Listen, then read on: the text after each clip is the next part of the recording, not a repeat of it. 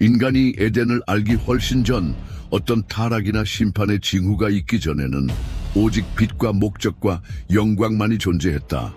창조의 시작이 있기 전 영원의 침묵 속에서 하나님께서는 높은 곳에 거할 영적인 존재들을 세우셨다.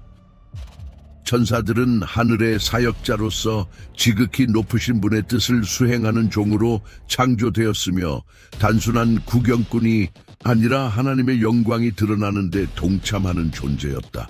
그들은 질서와 아름다움과 순종의 반영으로서 영원의 무대에 나타났다. 천사의 기원은 성경에서 가장 오래되고 동시에 가장 신비로운 주제 중 하나이다. 그들은 하나님처럼 영원하지 않지만 인간의 시간과는 다른 영원의 특정한 순간에 창조되었다. 이 가시적 세계가 존재하기 이전 물질이 존재하지 않는 차원에서 하나님의 임재의 빛이 직접 다스리던 영역에서 형성되었다. 히브리서 1장 14절은 이렇게 말한다. 모든 천사들은 섬기는 영기 아니냐? 구원받을 상속자들을 위하여 섬기라고 보내심이 아니냐? 이 수사적 질문은 그들의 존재 목적을 담고 있다. 그들은 하나님의 뜻을 섬기는 영들이다. 욥기 38장 4절부터 7절은 천사들이 세상의 창조를 목격한 순간을 보여준다. 내가 땅에 기초를 놓을 때 네가 어디 있었느냐? 새벽별들이 함께 노래하며 하나님의 아들들이 다 기뻐 소리쳤느니라. 여기서 우리는 하나님께서 하늘을 옷처럼 펼치시고 우주의 기초를 세우실 때 천사들이 이미 존재했음을 알 수 있다. 그들은 혼돈 속에서 지구가 떠오르는 것을 보았고 바다가 한계에 갇히는 것을 목격했으며 하늘의 빛들이 밝혀지고 생명의 경계가 설정되는 것을 지켜보았다. 그리고 그 모든 순간에 그들은 노래하고 기뻐하며 하나님을 찬양했다. 이 존재들은 종종 사자나 전사로 묘사되지만 더 깊고 복잡한 역할도 맡고 있었다. 어떤 이들은 지역을 수호하고 어떤 이들은 보좌 앞에서 섬기며 또 어떤 이들은 영원한 말씀을 기록했다. 각 천사는 하나님의 다양한 지혜를 반영하도록 창조된 독특한 정체성을 지닌 존재였다. 위계 질서와 계급, 권위의 관이 있었으며 이사야 6장에 묘사된 것처럼 거룩하다 거룩하다 거룩하다 외치며 보좌 주위를 나는 스랍들이 있었고 아담의 타락 후 에덴의 문을 지키던 그룹들처럼 영광과 거룩함의 수호자 그룹도 있었다. 그러나 이 수많은 존재들 가운데 특별히 눈부신 존재가 있었다. 기름 부음 받은 천사, 비교할 수 없는 빛을 지닌 그룹이었다. 그는 아름다움과 지혜에서 완벽했고 하나님께서 부여하신 놀라운 은사를 지녔다. 그러나 그 역시 단지 피조물일 뿐이었다. 그의 역할, 영광, 아름다움은 자신에게 속한 것이 아니었다. 모두 창조주께로부터 반사된 것이었다. 이 천상의 존재들이 처음 창조되었을 때 그림자도 갈등도 타락도 없었다. 하늘은 완전한 조화 속에 있었고 경배는 끊임없이 흘러나왔다. 시편 148편 2절부터 5절은 이렇게 말한다. 그의 모든 천사여 여호와를 찬양하며 그의 모든 군대여 그를 찬양할지어다. 여호와의 명령으로 그것들이 창조되었느니라. 그들은 하나님의 직접적인 명령으로 창조되었다. 그들의 영적 탄생에는 어떤 매개도 없었고 오직 영광의 명령으로 존재하게 되었다. 이 심판 이전의 시기, 어떤 반역도 없었던 시기는 종종 잊혀지지만 매우 중요하다. 왜냐하면 타락한 천사들의 추락을 이해하기 위해서는 그들이 떨어진 그 높이를 이해해야 하기 때문이다. 그들은 평범한 존재들이 아니었다. 지루하거나 무지한 존재들이 아니었다. 완전한 빛과 목적 속에 창조되었고 하나님의 얼굴을 본 자들이었다. 그럼에도 불구하고 일부는 다른 길을 선택했다. 바로 이 장면에서 천사들의 창조 서사는 에덴 이전의 심판이라는 더 큰 주제와 깊게 연결된다. 하나님은 이 존재들을 창조하실 때 자유를 주셨다. 그리고 자유에는 선택이 따랐다. 선택에는 필연적으로 시험의 시간이 따른다. 그러나 이 처음의 순간에는 오직 경외뿐이었다. 하늘은 영광으로 가득했고 천사들의 노래는 영혼을 가득 채웠다. 별들 사이엔 춤이 있었고 경배의 울림에 빛이 떨렸다. 천사들은 자신이 누구인지 알았고 누구를 위해 창조되었는지를 알았다. 그래서 그들의 경배는 끊임없는 강물처럼 흘러나왔다. 이 순수함, 이 초기 상태는 앞으로 다가올 타락의 심각성을 이해하는 데 필수적이다. 높은 곳일수록 추락은 더 크다. 우리는 이 물질, 이전의 시기, 순수하고 질서 있는 존재를 묵상함으로써 다가오는 대비를 이해하게 된다. 천사들이 창조되었을 때 우주는 아직 악을 알지 못했다. 심판이라는 개념조차 나타나지 않았다. 오직 하나님의 완전한 뜻과 천상의 군대의 순종만이 존재했다. 그러나 그 영광의 한복판에서 무언가가 움직이기 시작했다. 미세한 감정, 조용한 욕망, 아직 이름 붙여지지 않은 무언가가 태동했다. 그리고 그것은 하늘의 질서를 영원히 바꾸게 될 것이었다.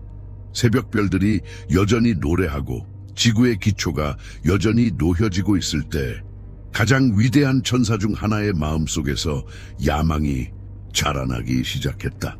곧 하늘을 둘러 가를 그 야망이 교만의 등장, 거룩함과 조화로 가득한 하늘의 영광 가운데 예상치 못한 일이 자라기 시작했다.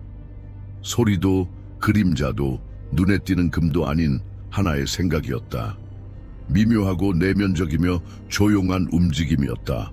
깊은 곳의 시면이 아니라 보좌의 한가운데 한 그룹의 마음에서 비롯된 것이었다. 그는 천사들 사이에서 위엄으로 잘 알려져 있었다.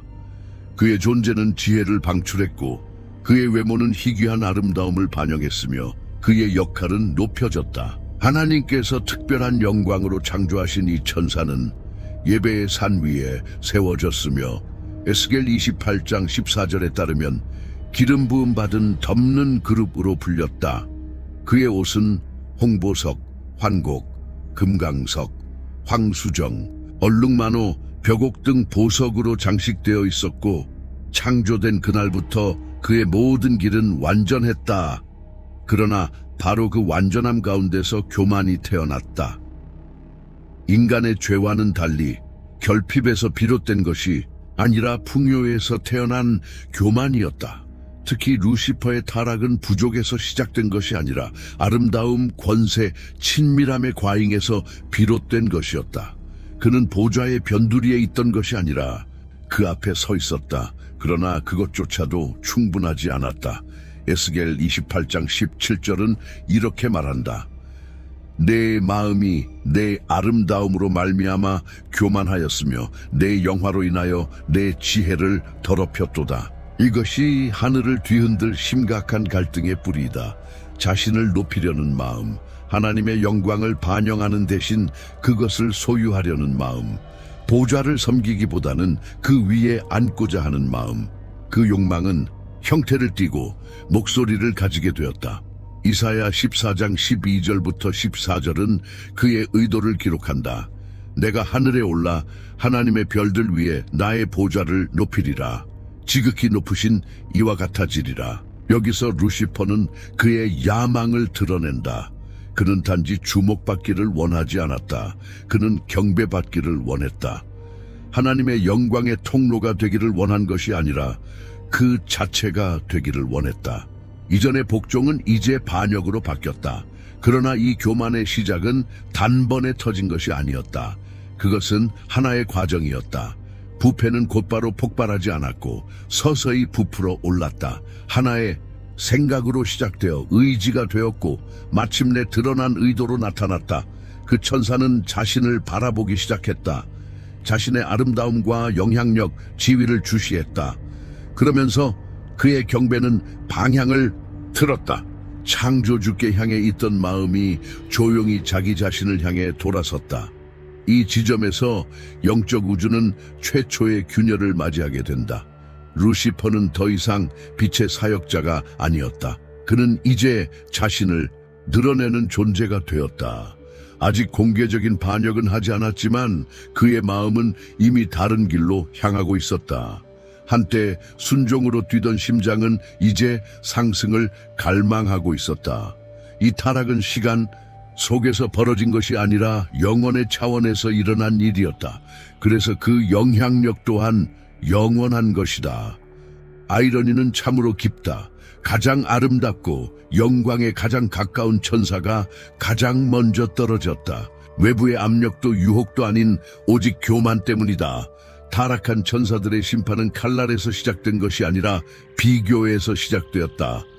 루시퍼는 자신의 빛을 측정하고 그것이 충분하다고 생각했다. 자신의 자리를 평가하고 더 많은 것을 받을 자격이 있다고 결론지었다. 그의 잘못은 자신의 영광을 본 것이 아니라 그것이 하나님께로부터 온 것임을 잊은 것이다. 이러한 영적 교만은 가장 위험하다. 왜냐하면 그것은 의로움, 자격, 권리로 위장되기 때문이다. 루시퍼는 무지에서 반역한 것이 아니다. 그는 지극히 높으신 분의 위엄을 알고 있었다.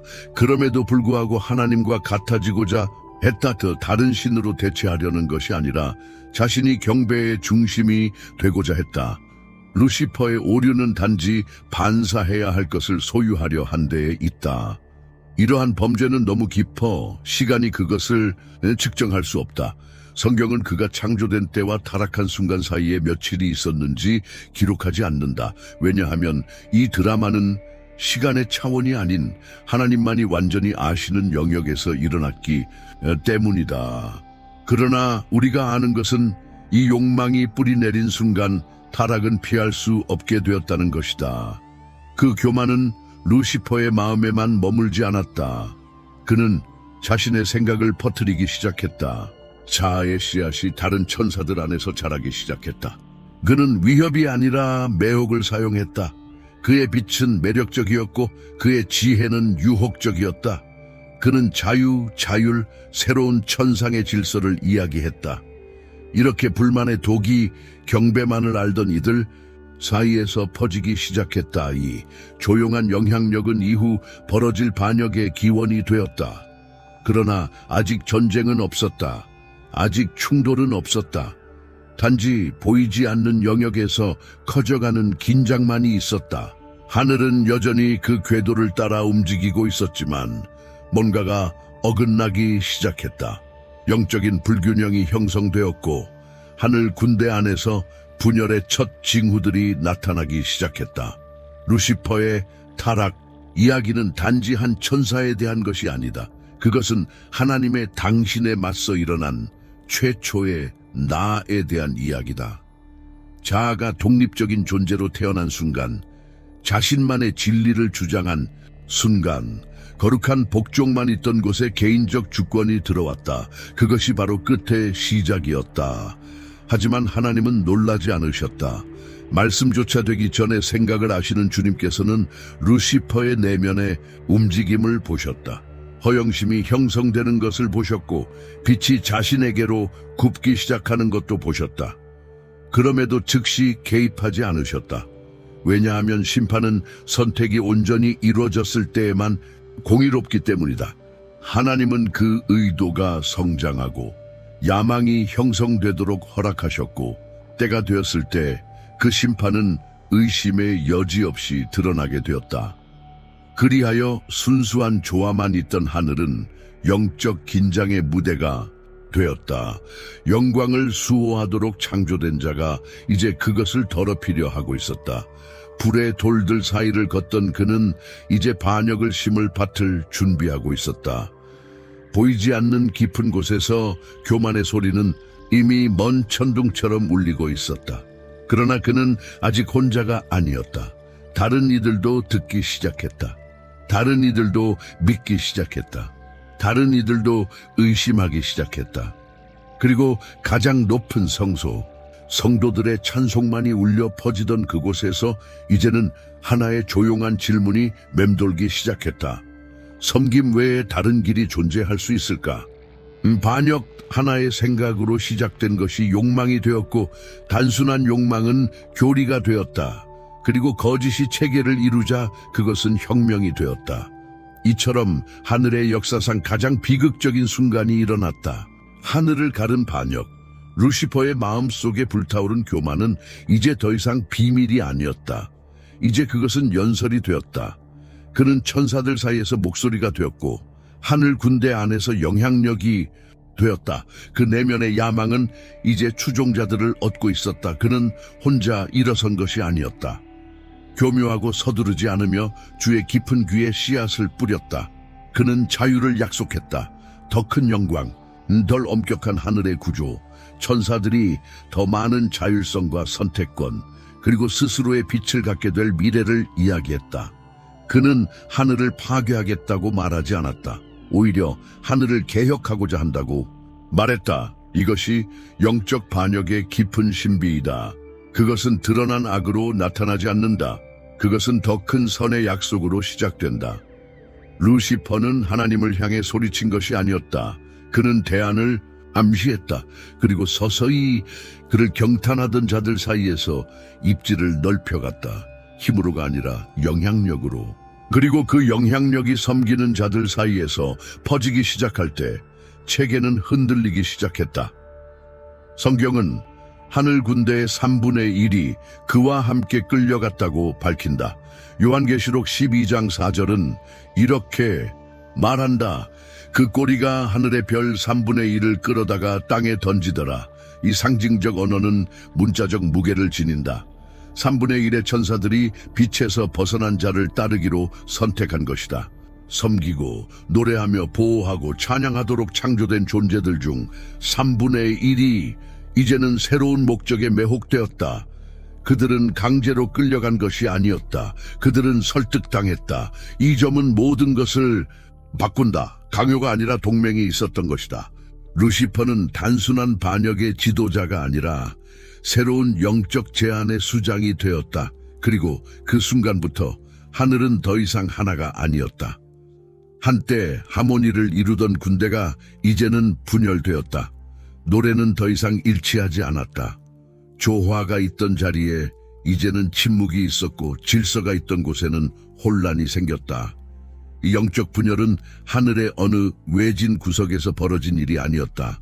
그것은 보좌 한가운데에서 일어났다.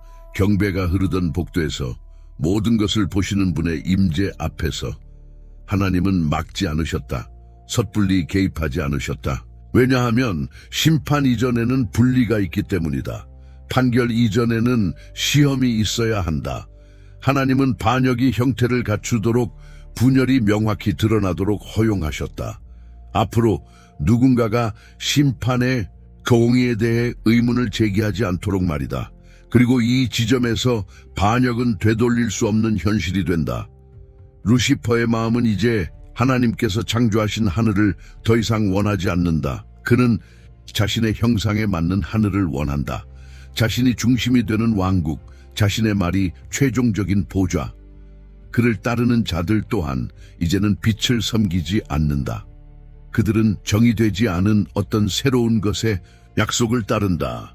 그들은 하나님의 통치만이 아니라 순종의 본질, 경배의 논리, 왕국의 구조 자체를 거부하기 시작한다. 하늘에서의 반역은 단순한 불복종이 아니었다. 그것은 우주적 분열이었다. 영적 단절이었다. 하늘이 더 이상 침범할 수 없는 영역이 아님을 드러낸 순간이었다.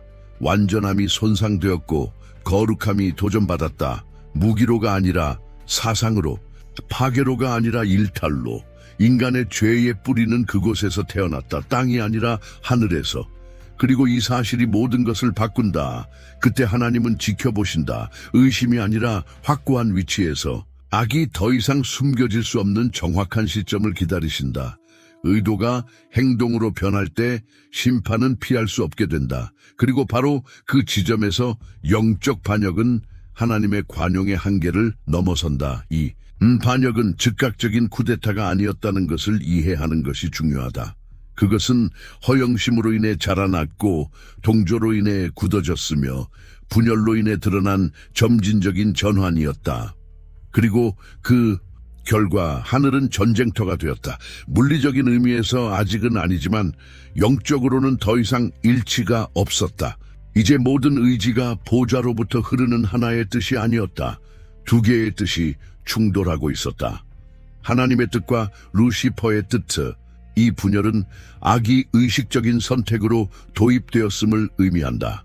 그전까지 악은 활동하는 힘이 아니라 가능성으로 존재했다. 그러나 이제는 집단적인 불순종의 형태로 구체화되었다. 보이지 않는 우주는 단절의 진동을 느끼기 시작했다. 하늘의 영역들은 벌어지기 시작하는 시면을 인식한다. 유혹되지 않은 충성된 천사들은 보좌의 반응을 기다린다. 베드로후서 2장 4절은 이렇게 말한다. 하나님이 범죄한 천사들을 용서하지 아니하시고 지옥에 던지시며 심판 때까지 어두운 구덩이에 가두셨느니라. 이 말씀은 단순한 판결이 아니라 하나님의 공의로운 성품을 드러내는 계시이다. 하나님은 보셨고 기다리셨고 심판하셨다. 그러나 이 이야기의 시점에서 심판은 아직 선포되지 않았다. 반역은 진행 중이다. 타락한 천사들은 잘못된 편에 서 있지만 여전히 활동 중이다. 하늘은 둘로 나뉘었고 다가올 판결을 기다리고 있다. 전쟁이 다가온다. 복수 때문이 아니라 정의 때문이다. 권력 다툼이 아니라 질서 회복을 위한 것이다. 이제 경배로 가득하던 하늘에는 충돌의 목소리가 울린다. 영원의 문은 한 번도 도전받은 적이 없었으나 이제는 반란 앞에 놓이게 된다. 흔들림 없는 보좌는 이제 폭력이 아닌 충성으로 지켜질 것이다. 그리고 그때 군대들이 정렬하고 천상의 군대가 자리를 잡을 때 충성된 천사들 가운데 한 이름이 떠오른다. 루시퍼처럼 빛나진 않지만 순수한 권위로 울려 퍼지는 이름. 미겔빛이 도전받을 때 충성이 일어나야 한다. 질서가 깨질 때 정의가 응답해야 한다. 바로 그것이 일어났다. 반역은 이제 더 이상 침묵이 아니었고 그림자도 아니었다. 그것은 형태를 갖추었고 목소리를 냈으며 목적과 영역을 가졌다. 보이지 않는 구조 속의 하늘은 전투 직전의 전장이 되었다. 더 이상 내면의 논쟁도 점점 커지는 긴장도 아니었다. 정의의 시간이 다가왔다. 전쟁의 시간이 다가왔다. 요한계시록은 이렇게 분명히 밝힌다. 하늘에 전쟁이 있으니 미겔과 그의 사자들이 용과 싸우니 용과 그의 사자들도 싸우나. 요한계시록 12장 7절. 이 전쟁은 비유도 신학적 환상도 아니다. 그것은 영적 현실이다. 단련된 검이 아닌 권위, 충성, 말씀, 거룩함으로 싸우는 전쟁이었다. 이것은 타락한 빛과 본래의 빛, 정당한 보좌와 욕망의 보좌, 하나님의 영원한 계획과 루시퍼의 일시적 야망 사이의 충돌이었다. 충성의 편에는 미겔이 있다. 그의 이름은 누가 하나님과 같으랴를 뜻하며 이는 단순한 수사적 질문이 아니라 전투의 선언이다. 미겔은 권력을 추구하는 인물로 나타나지 않는다. 그는 하나님의 주권을 수호하는 자로 등장한다. 그는 정복하기 위해 서 있는 것이 아니라 보존하기 위해 서 있다. 그의 불타는 검은 파괴의 상징이 아니라 정화의 상징이다. 미겔은 하늘에서 가장 깊은 반역 앞에서도 여전히 뛰는 열정과 명예와 충성의 대표이다. 이제 완전히 드러난 용은 더 이상 불이 돌들 사이를 걷던 빛의 천사가 아니다. 그는 자기 자신을 왜곡한 존재가 되었다. 그의 이름은 더 이상 루시퍼가 아니다. 그는 이제 파멸의 이름들, 대적자, 고발자, 사탄, 옛뱀을 지닌다. 그리고 그와 함께한 자들도 있다. 더 이상 찬양하지 않고 저항하는 천사들, 더 이상 섬기지 않고 도전하는 영들이다. 이 영적 전쟁은 인간의 전쟁으로 이해할 수 없다. 이는 단순히 무력 충돌이 아니다. 이는 영적 권위 간의 정면 충돌이다. 미겔과 그의 천사들은 단지 공격을 막는 것이 아니라 확신으로 맞선다. 왜냐하면 그 순간 하나님의 영원한 왕국이 심판대에 오르기 때문이다. 정의는 반드시 승리해야 하고 충성은 반드시 싸워야 한다. 이 전쟁은 존재들 간의 전쟁이 아니라 본질들 간의 전쟁이다. 하나님의 본성과 자율성의 욕망 사이의 전쟁이다. 하늘의 분위기가 바뀐다. 보좌였던 곳이 이제는 재판장이 되고 찬양이었던 곳이 이제는 전투의 외침이 된다.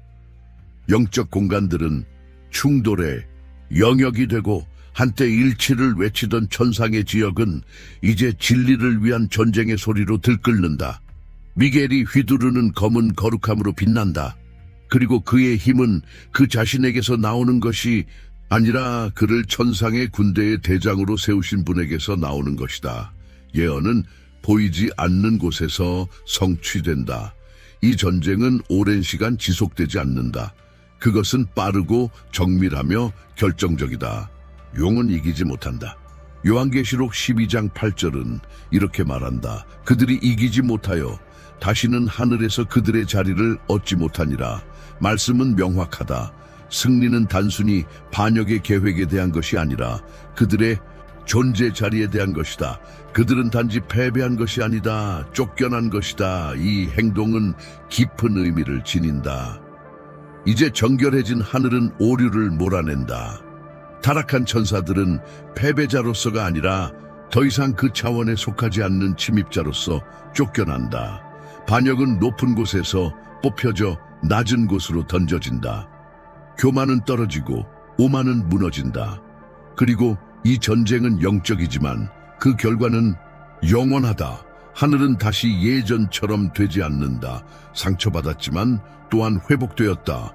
이 전투에서 인상적인 점은 그 지속 시간이 아니라 그 절대적인 결과이다. 충성된 자들 사이에서의 손실은 기록되지 않는다. 왜냐하면 하나님의 권위는 힘의 균형을 필요로 하지 않기 때문이다. 하나님께서 정결하게 하기로 결정하실 때 그 어떤 저항도 이길 수 없다. 이 맥락에서 미겔은 하나님의 질서의 연장이다. 그는 보좌의 검이고 꿰뚫는 불이며 방어하는 이름이다. 유다서 9절은 특별한 세부사항을 제공한다. 그곳에서 미겔은 모세의 시체를 두고 마귀와 다투고 있다. 이 장면은 하늘 반역 이후의 일이지만 미겔의 성품을 드러낸다. 그는 스스로 고발하지 않고 단지 이렇게 말한다. 주께서 너를 꾸짖으시기를 원하노라. 이 태도는 귀중한 진리를 보여준다. 전쟁 중에도 미겔은 경외심을 잃지 않는다. 전투 중에도 그는 지극히 높으신 이의 권위를 존중한다. 이는 왕국 안에서 권력이 자율이 아니라 책임 있는 복종임을 보여준다. 하늘의 영적 전쟁은 시대를 가르는 사건이다. 악이 단지 말이 아니라 행동으로 맞서지는 순간이다. 그리고 그 행동은 정당하고 질서 있고 거룩하다. 타락한 천사들은 그들의 자리를 잃었을 때 단지 위치를 잃은 것이 아니다. 그들은 영광과의 연결을 잃었다. 이제 그들은 꺼진 횃불과 같다. 존재하긴 하지만 그들의 빛은 부패했고 목적은 끊어졌으며 그들의 존재는 이제 심판을 향해 간다. 이 전쟁의 영향력을 측정할 방법은 없다. 완전한 하늘조차 전쟁의 무대가 되었다. 이것은 순종이 자동도 강제도 아니라는 것을 보여준다. 그것은 선택이다. 미겔은 하나님의 질서를 위해 싸우는 것을 선택했다. 충성된 천사들은 창조주의 뜻 아래 머무는 것을 선택했다. 그리고 이것을 통해 우리는 하나님의 왕국이 두려움이 아니라 자발적인 충성으로 세워진다는 것을 알게 된다. 그것이 바로 왕국을 영원하게 만드는 것이다. 미겔의 승리로 새로운 장이 시작된다. 하늘은 정결해졌다. 그러나 타락한 천사들의 이야기는 아직 끝나지 않았다. 그들은 소멸된 것이 아니라 던져졌다. 그리고 그들이 지금 거하는 곳에서 그들은 판결을 기다린다. 왜냐하면 심판은 아직 오고 있기 때문이다. 하늘이 다시 일치로 진동할 때 지구는 조용히 그 다음 장면의 무대가 된다. 더 이상 하늘에는 갈등이 없다. 그러나 메아리는 남는다. 경고가 된다. 가장 순수한 빛 속에서도 선택은 존재한다. 그리고 지극히 높으신 이의 왕국은 지배로 세워지는 것이 아니라 열정 어린 순종으로 세워진다. 미겔은 다시 자신의 자리로 돌아간다. 보좌는 여전히 흔들리지 않는다. 그리고 하나님의 눈은 이제 그분의 영원한 계획의 다음 장을 향해 돌려진다. 그리고 바로 그 거룩한 틈새에서 회복된 하늘 아래 하나님은 새로운 무언가를 그리기 시작하신다. 아직 존재하지 않았던 것, 숨 쉬고 걸으며 하나님의 형상을 담을 존재. 인간 첫 번째 심판 전쟁은 끝이 났다. 긴장에 휩싸였던 하늘은 이제 회복의 안식 속에 있었다. 미겔은 자신의 자리로 돌아갔다. 충성된 천군은 어느 때보다도 더욱 당열하여 영원한 찬양으로 되돌아갔다. 그러나 그곳엔 공허가 있었다. 단지 부재가 아닌 단절이었다. 하나님의 임재에서 쫓겨난 자들은 사라진 것이 아니었다. 그들은 여전히 존재했다. 타락했고 지위를 박탈당했지만 의식은 있었다. 그리고 그들을 위한 한 명령이 곧 선포될 참이었다. 하나님의 심판은 지체하지 않지만 또한 서두르지도 않는다. 그분은 시간과 방식에서 공의로우시다.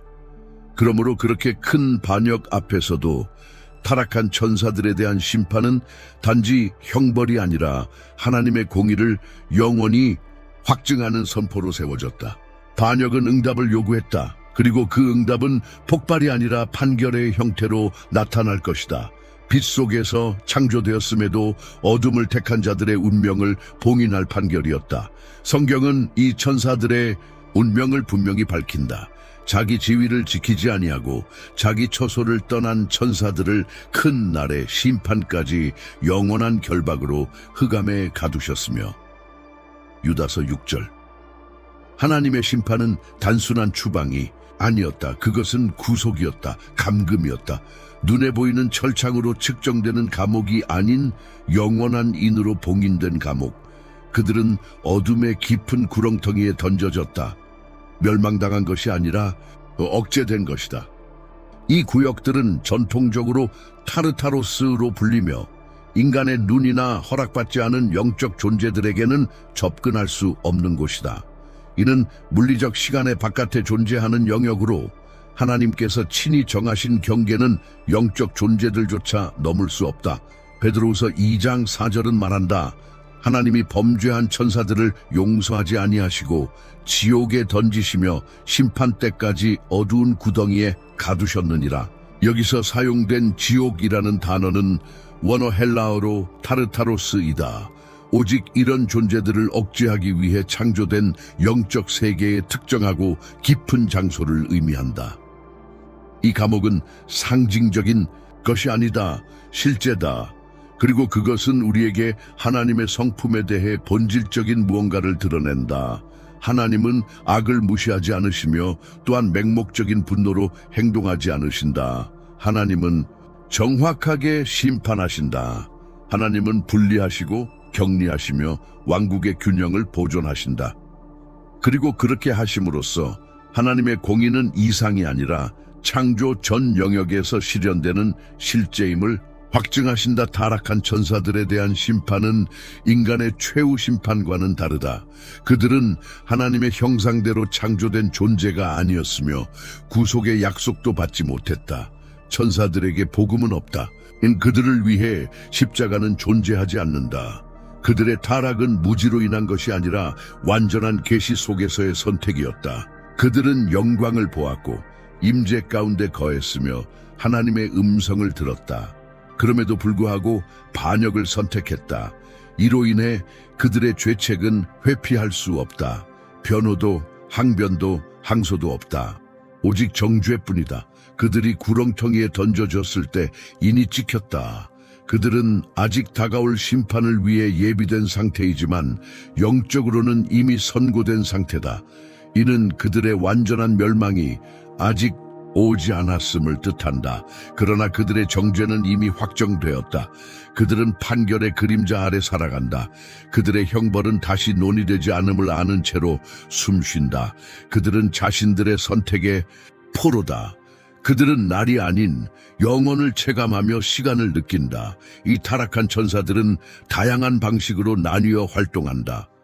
어떤 이들은 유다서에서 본 것처럼 심판을 기다리며 감금되어 있다.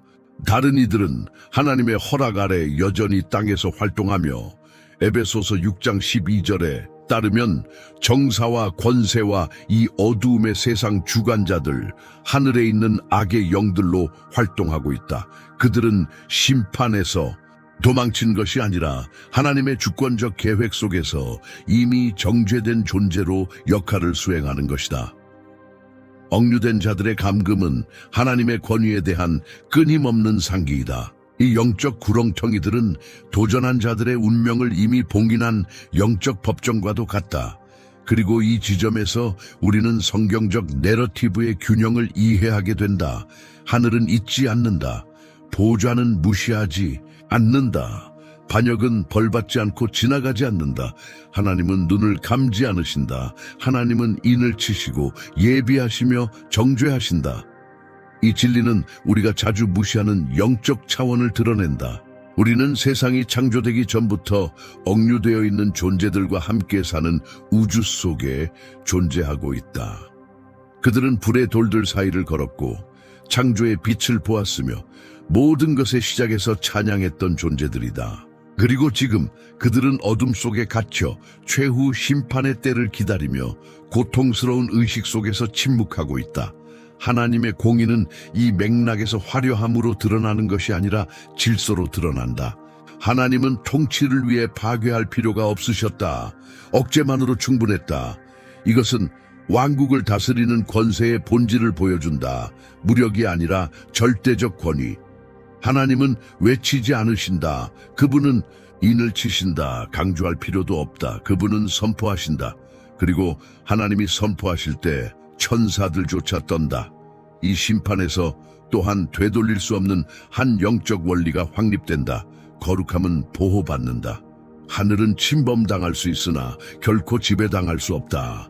도전받을 수는 있어도 결코 정복당하지 않는다. 하나님은 반역을 허용하셨지만 그 지속을 허락하지 않으셨다. 전쟁은 허락되었지만 분열은 용납되지 않았다. 심판은 완벽한 응답이었다. 과하지도 부족하지도 않았다. 타락한 천사들의 심판을 이해함으로써 우리는 이후 모든 심판의 기초를 이해하게 된다. 왜냐하면 하나님께서 천사들도 아끼지 않으셨다면 진리를 거부한 인간의 불경함은 어떻게 용서하시겠는가?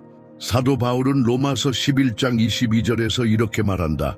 그러므로 하나님의 인자하심과 준엄하심을 보라. 남은 자들에게는 인자하심, 떨어진 자들에게는 준엄하심. 그러나 이 모든 장면 앞에서도 더 깊은 무언가가 있다. 왕국은 그 빛을 잃지 않았다. 하나님은 반역으로 인해 작아지지 않으셨다. 보좌는 심판으로 인해 더러워지지 않았다. 오히려 거룩함은 재확인되었고 질서는 회복되었다.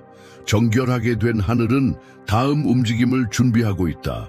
왜냐하면 하나님의 영원한 계획은 계속되기 때문이다.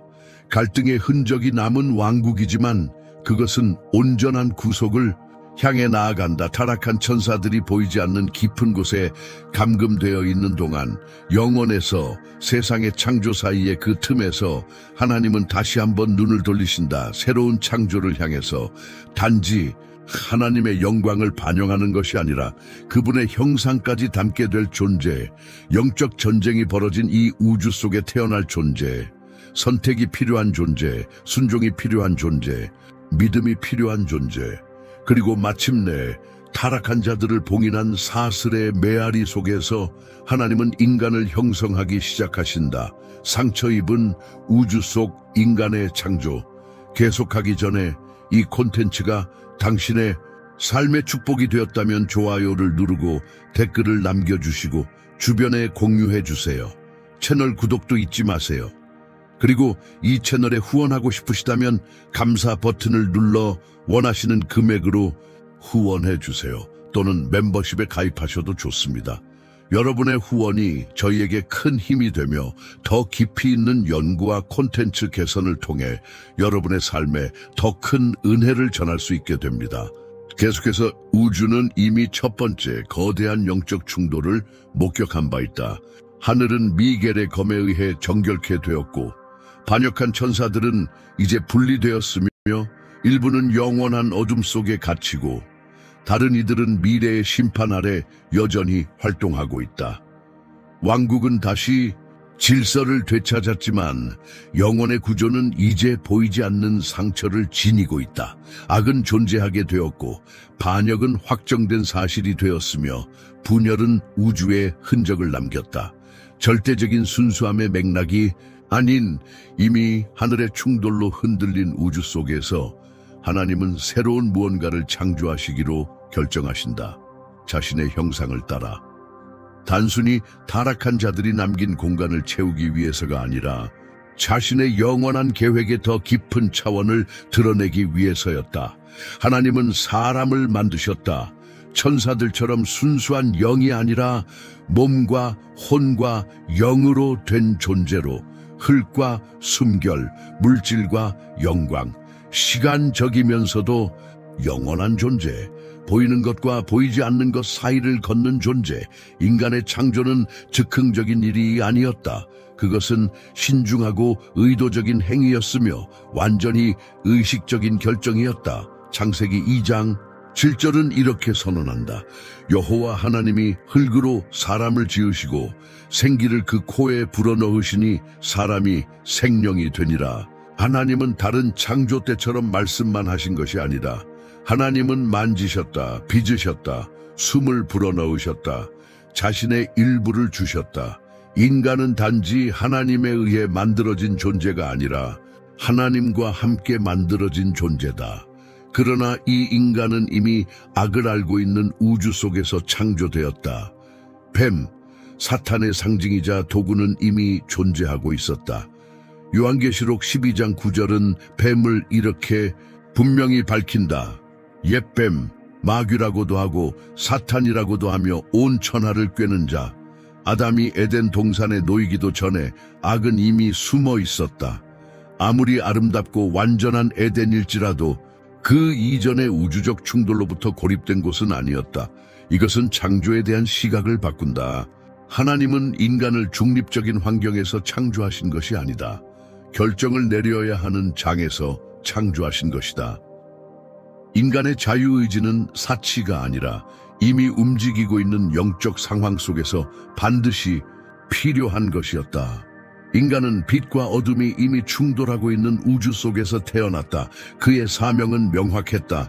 지키고 경작하며 순종하는 것. 에덴 동산은 단순한 낙원이 아니었다. 그것은 시험의 장소였다. 제한이 있는 자유의 성소였다. 창세기 2장 8, 9절은 이렇게 묘사한다. 여호와 하나님이 에덴의 동산을 창설하시고 그 땅에서 보기 좋고 먹기에 좋은 모든 나무가 나게 하시니 동산 가운데에는 생명나무와 선악을 알게 하는 나무도 있더라. 이 두 나무는 중심 갈등을 드러낸다. 영원한 생명이냐 도덕적 자율성이냐. 하나님께서 인간을 창조하신 목적은 타락한 천사들을 지우기 위한 것이 아니었다. 하나님의 계시를 확장하는 것이었다. 천사들에게는 봉사만이 있었지만 인간에게는 교제가 있었다. 그리고 그 교제는 선택이 있을 때에만 진정한 것이 될 수 있었다. 선악을 알게 하는 나무는 함정이 아니라 자유의 상징이었다. 하나님은 영적 로봇을 원하지 않으셨다. 하나님은 자녀를 원하셨다. 사랑하고 선택하며 머무를 수 있는 존재들. 그러므로 하나님은 그들 앞에 축복뿐만 아니라 저주의 가능성도 두셨다. 에덴에 있는 뱀의 존재는 실수가 아니라 계획의 일부였다. 그것은 하늘에서 시작된 드라마가 이제 땅 위에서 계속됨을 의미한다. 영적 전쟁은 높은 곳에서 시작되어 이제 땅으로 내려왔다. 인간은 두 본성의 만남점이 될 것이다. 뱀은 우연히 나타난 것이 아니다. 그녀는 이미 기다리고 있었다. 조용히 인내하며 그러나 완전히 활동 중이었다. 이러한 영적 현실은 인간의 부르심이 얼마나 위대한지를 다시금 일깨워준다. 아담은 단순한 정원사가 아니었다. 그는 수호자였다. 하와는 단순한 동반자가 아니었다. 그녀는 하나님의 형상을 세상에 확장시키기 위한 전략의 일부였다. 명령은 분명했다. 생육하고 번성하여 땅에 충만하라. 그리고 그것을 다스리라. 창세기 1장 28절. 인간은 하나님의 영광을 에덴으로부터 확장해야 했다. 그러나 이를 위해서는 이미 3분의 1의 천사들을 속였던 거짓을 이겨내야 했다. 루시퍼의 타락은 아담이 직면하게 될 전투의 영적 배경이었다. 그러나 인간은 천사들처럼 타락하지 않았다. 천사들은 외적 유혹 없이도 완전한 영광 속에서 타락했다. 인간은 유혹, 속임수로 인해 타락했다. 이 차이는 중요하다. 왜냐하면 타락한 천사들은 즉각적이고 되돌릴 수 없는 심판을 받았지만 인간에게는 구속이 제공되었기 때문이다. 그럼에도 불구하고 죄가 인간 세계에 들어왔다는 사실은 우주의 상처가 얼마나 깊은지를 드러낸다. 이 뱀은 교묘하게 하나님의 질서의 핵심, 신뢰를 공격했다. 그녀는 하나님을 부정하지 않았다. 왜곡시켰다. 하나님이 참으로 그렇게 말씀하셨느냐? 창세기 3장 1절. 하늘에서의 반역과 동일한 패턴이 땅에서도 반복된다. 의심, 자율성, 하나님처럼 되고자 하는 욕망 아담과 하와가 그 열매를 먹었을 때 우주는 반응했다. 단지 동산만이 아니라 모든 창조가 영향을 받았다. 성경은 선언한다고 피조물이 다 이제까지 함께 탄식하며 고통을 겪고 있다. 로마서 8장 22절. 인간의 죄는 단순한 도덕적 실패가 아니었다. 그것은 이전의 반역의 울림이었다. 인류는 이제 타락한 천사들과 시작된 영적 상처를 공유하게 되었다. 동시에 구속 계획의 중심이 되었다. 그러나 타락한 그 순간에도 어떤 것은 유지되었다. 하나님은 여전히 임재하신다. 그분은 동산에 오시고 부르시며 대면하시고 덮으신다. 하나님은 인간을 제거하지 않으신다. 징계하신다. 천사들과 달리 인간은 여전히 이야기 안에 있다. 아직도 구속될 수 있다. 아직도 선택할 수 있다. 십자가는 아직 드러나지 않았지만 하나님의 계획 안에서는 이미 확정되어 있었다. 어린 양은 세상이 창조되기 전에 미리 준비되어 있었다. 이렇게 상처 입은 우주 속에서의 인간 창조는 우리에게 중요한 진리를 가르쳐준다. 그리스도인의 삶은 동산에서 시작되지 않는다. 전쟁터에서 시작된다. 에덴은 영적 현실에 대한 서문이었다. 에덴 이전에 일어난 일들이 이후의 사건들을 형성한다. 이것을 이해하는 것이 순종, 깨어, 있음, 믿음의 필요성을 이해하는 데 필수적이다. 인간은 악의 희생자가 아니다. 그는 저항하도록 부름받았다. 하나님이 인간을 지으셨을 때 하나님은 우주에 이렇게 말씀하셨다. 나는 아직도 이 이야기를 쓰고 있다.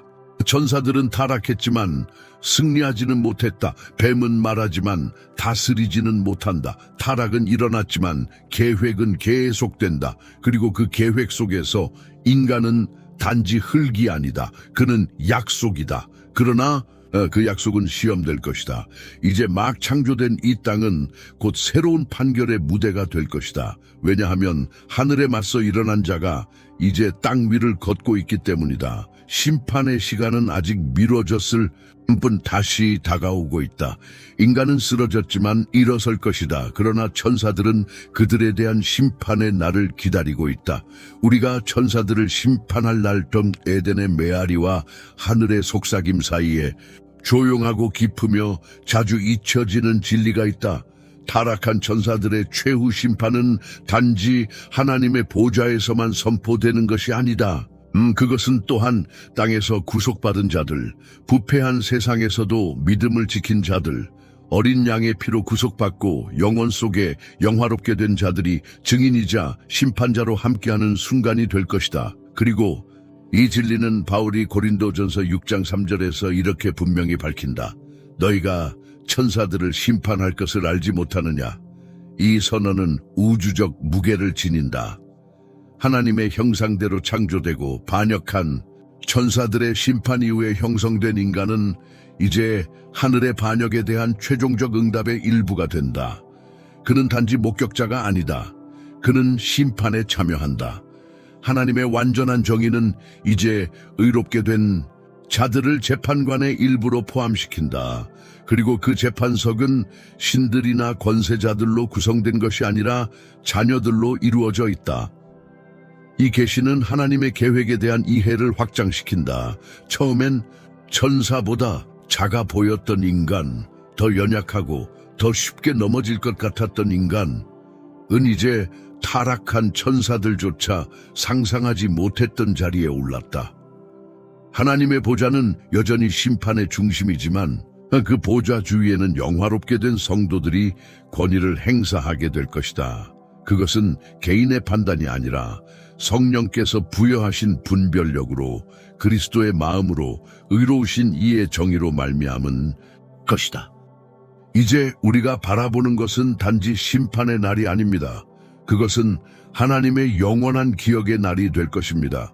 그날에는 잊혀진 눈물도 기억될 것이고 아무도 보지 못한 순종의 순간도 드러날 것입니다. 우리가 혼자라고 느꼈던 그 자리에 하나님은 함께 계셨음을 천사들과 우주 앞에서 밝히실 것입니다. 이것은 단순한 종말이 아닙니다. 이것은 정의가 완성되는 날이며 사랑이 끝내 증명되는 날입니다. 타락한 자들이 심판받는 그날, 그 자리에 서 있는 구속받은 자들은 하나님이 포기하지 않으셨다는 증거가 됩니다. 하나님은 수많은 세월 동안 우리의 작은 믿음을 사용하여 하늘의 역사를 다시 쓰고 계셨습니다. 그리고 마지막 장이 열리는 그 순간 우리는 깨닫게 될 것입니다. 우리 삶의 모든 전투, 눈물, 인내가 헛되지 않았음을, 그날 우리는 왕의 얼굴을 보게 될 것입니다. 그분의 눈에는 우리가 겪은 고난의 기억이 담겨 있을 것입니다. 그리고 그분은 말씀하실 것입니다. 잘했다. 착하고 충성된 종아.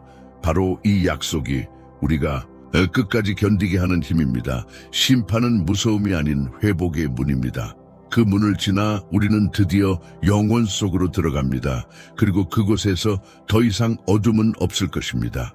이 심판은 복수로 동기부여되는 것이 아니라 그것은 충성의 표현이다. 뱀의 속임수에 굴복하지 않고 믿음을 지키며 어린 양을 선택한 자들, 그들이 언젠가 반역을 선택한 자들을 심판하게 될 것이다. 그것은 스스로의 공로가 아니라 은혜로, 능력 때문이 아니라 약속 때문으로 성도들이 이 심판에 참여한다는 것은 은유가 아니다. 그것은 예언이다.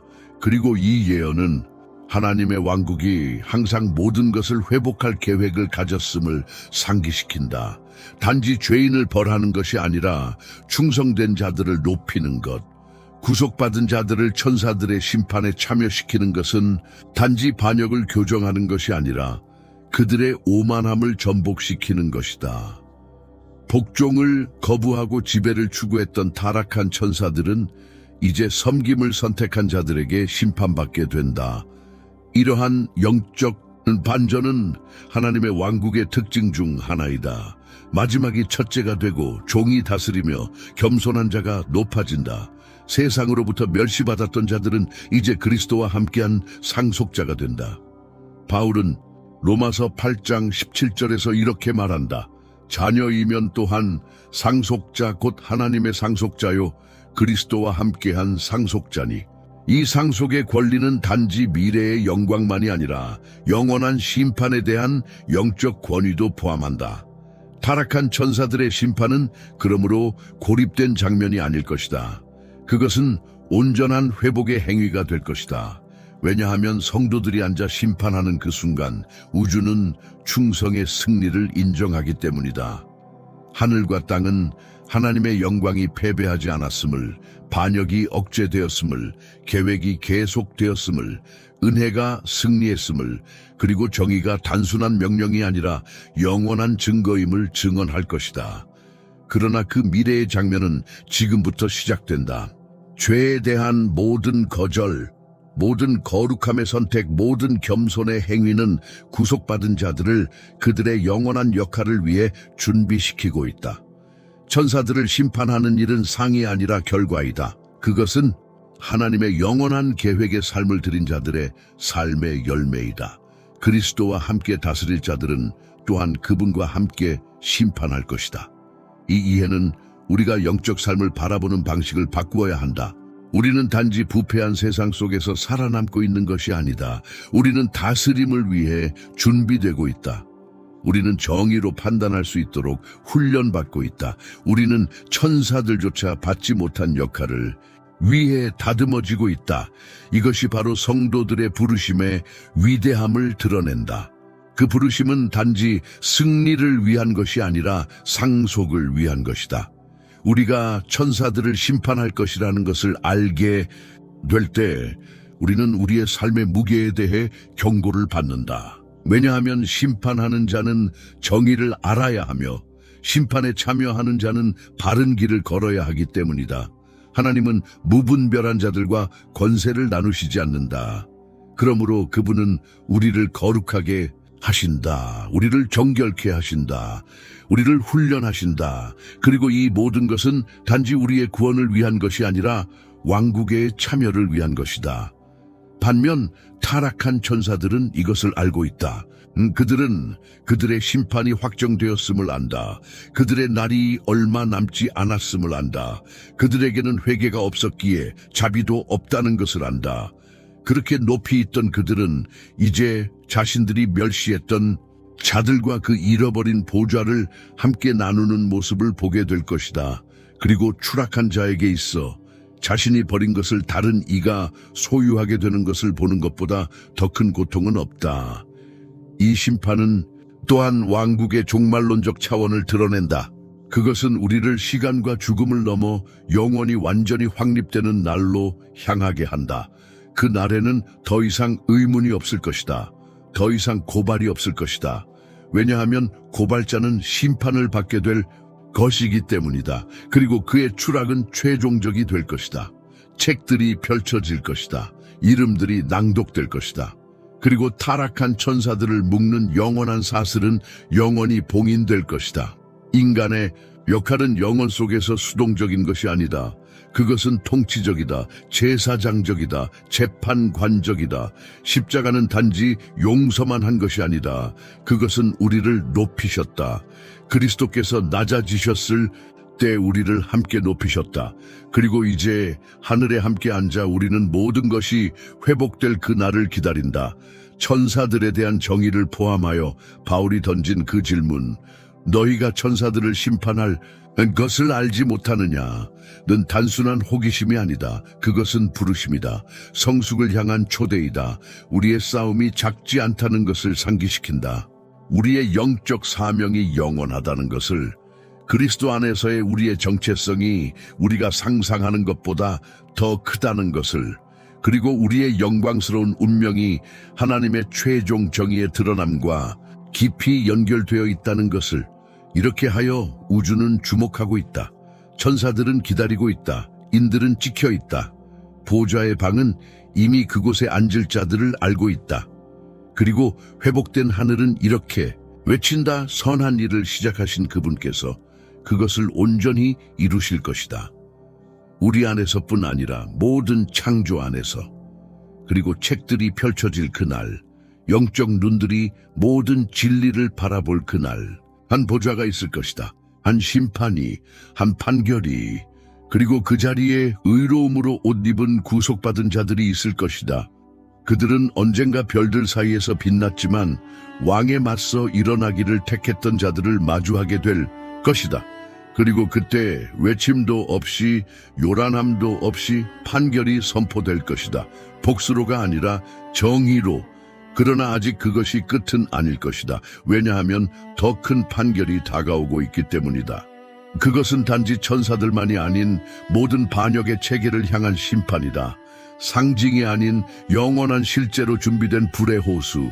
그리고 그 최종 판결의 시간이 점점 다가오고 있다. 하늘을 가로지르고 땅으로 내려오는 이 이야기는 단지 천사들의 타락에 대한 것도 반역한 자들을 향한 심판에 대한 것도 아니다. 그것은 무엇보다도 빛이 그림자가 되었을 때조차 통제력을 잃지 않으신 하나님에 대한 이야기이다. 보좌가 도전받을 때조차 여전히 공의로우신 하나님, 처음 창조된 존재들의 불순종 앞에서 단지 심판만이 아닌 구속을 결정하신 하나님, 그리고 그 영원한 계획 안에 우리가 포함되었다. 이미 상처 입은 우주 속에서 창조된 우리는 눈을 빛에 고정한 채로 그림자 사이를 걷도록 부름받았다. 보이지 않는 전쟁 속에 놓인 우리는 시간 너머의 사명을 가진 존재들이다. 우리는 단지 관객이 아니다. 우리는 승리할 왕국의 일부이다. 이 내러티브의 모든 장은 우리에게 상기시킨다. 정의는 실패하지 않으며 악은 승리하지 못하고 진리는 제 시간에 반드시 선포된다는 것을. 언젠가 모든 영적 존재는 심판을 받을 것이다. 그리고 그 자리에는 은혜로 붙들린 자들, 고통 가운데서도 견디기로 선택한 자들, 십자가의 예를, 뱀에게 아니오를 외친 자들이 앉아있을 것이다. 천사들의 심판은 모든 반역을 위한 심판이 예비되어 있음을 우리에게 상기시킨다. 그러나 그리스도의 십자가는 우리에게 아직도 화해할 시간이 있음을 상기시킨다. 아직 은혜가 있고 아직 용서가 있으며 아직도 각 마음속에 울려 퍼지는 부르심이 있다는 것을 지금까지 이 거룩한 이야기를 듣고 묵상하며 여기에 이른 당신은 결코 우연히 이곳에 있는 것이 아니다. 하나님은 당신이 읽은 모든 줄을 알고 계시고 당신의 심장 박동 하나하나를 아시며 당신의 마음을 스쳐간 모든 의심을 알고 계신다. 그리고 오늘 하나님은 당신을 부르고 계신다. 두려움을 향해가 아닌 돌아오라는 부르심, 정죄가 아닌 생명을 향한 부르심. 만약 당신이 언젠가 하나님에게서 멀어졌거나 아직 예수님께 진정으로 삶을 드리지 않았다면 바로 지금이 그 순간이다. 강요 때문이 아니라 사랑 때문에, 종교 때문이 아니라 영혼 때문으로 지금 진심으로 댓글에 이렇게 고백하세요. 예수님, 나는 당신을 내 삶의 유일하고 충분한 주님이자 구세주로 받아들입니다. 이미 그리스도께 속해 있는 분이라면 댓글에 이렇게 선언하세요. 아멘. 이 단순한 한마디가 이 메시지를 더 많은 사람들에게 전파하게 할 수 있습니다. 그리고 이 내용이 당신의 마음에 닿았다면 공유하세요. 이 진리를 들어야 하는 누군가에게 전하세요. 왜냐하면 아직 많은 이들이 모르고 있기 때문입니다. 심판은 기록되었지만 구원은 아직도 제한되고 있습니다.